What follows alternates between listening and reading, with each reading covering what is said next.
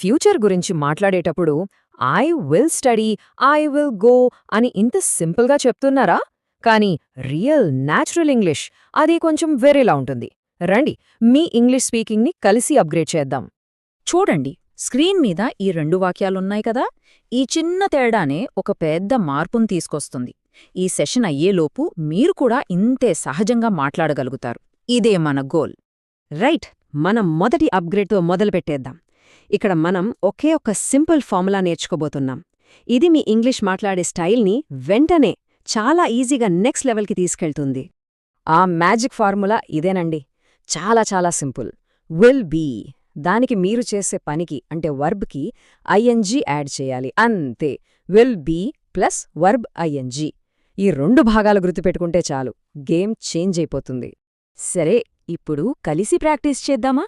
నాతో పాటు చెప్పండి. ఐ విల్ బీ ఈటింగ్ అంటే నేను తింటూ ఉంటాను. ఇంకోసారి, ఐ విల్ బీ ఈటింగ్. చాలా బావుంది. ఇప్పుడు ఇంకో ఎగ్జాంపుల్.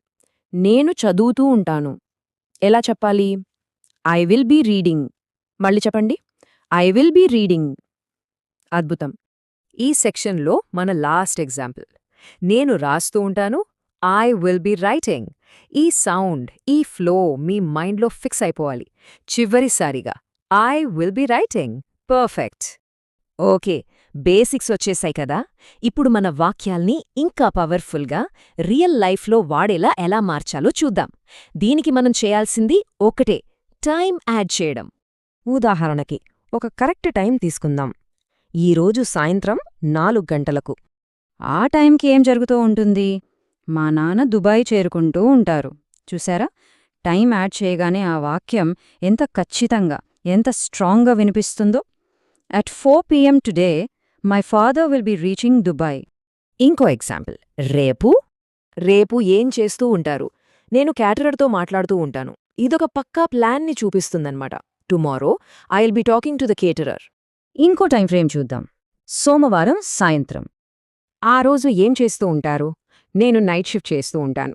చూడండి, ఇది ఒక షెడ్యూల్ని ముందుగా ఫిక్స్ చేసుకున్న పనిని ఎంత క్లియర్గా చెప్తుందో. On Monday evening I will be working a night shift. Right? ఇప్పటిదాకా టెక్నిక్ నేర్చుకున్నాం. ఇప్పుడు అసలైన మ్యాజిక్ చూద్దాం.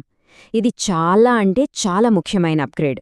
ఈ యొక్క చిన్న మార్పుతో మీ మాటలు ఎంత స్మూత్గా, ఎంత పొలైట్గా మారిపోతాయో మీరే గమనిస్తారు. ఒక రియల్ లైఫ్ సిచ్యువేషన్ ఊహించుకోండి.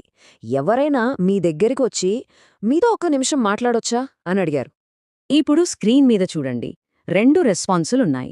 Basic response, sorry I'll go out soon. మన upgraded response, sorry I'll be going out soon. వినడానికి ఆల్మోస్ట్ ఒకేలా ఉన్నా వీటి ఎఫెక్ట్ మాత్రం కంప్లీట్గా వేరు.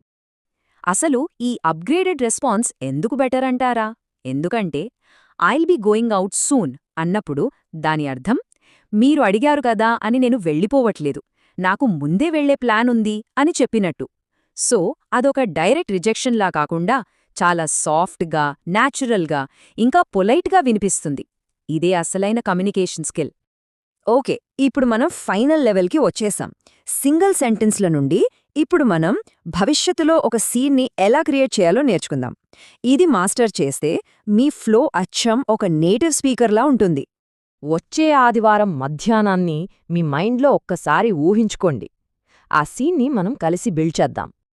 మధ్యాహ్నం 2 గంటలకి at 2 p.m. I will be watching the cricket match. నేను క్రికెట్ మ్యాచ్ చూస్తూ ఉంటాను. కానీ సీన్ అక్కడితో ఆగదు కదా. My brother will be cooking snacks. మా తమ్ముడు స్నాక్స్ వండుతూ ఉంటాడు. ఇక మేమిద్దరం కలిసి we will be shouting at the TV. మేమంతా టీవీ వైపు చూస్తూ అరుస్తూ ఉంటాం. చూసారా? ఈ 3 వాక్యాలు కలిసి ఒక సింపుల్ ఫ్యూచర్ని ఒక లైవ్లీ, జరుగుతున్న కథలా ఎలా మార్చేశాయో. ఇదే అడ్వాన్స్డ్ ఫ్లో అంటే. ఎక్సలెంట్. ఇప్పుడు మీ వంతు. ఈ స్కిల్ని వెంటనే వాడాలి. ఒకసారి ఆలోచించండి. సరిగ్గా ఇప్పటినుంచి గంట తర్వాత మీరు ఏం చేస్తూ ఉంటారు? ఈ కొత్త పద్ధతిలో దానికి ఆన్సర్ చెప్పడానికి ట్రై చేయండి. మీ అప్గ్రేడ్ ఇప్పుడే మొదలయ్యింది.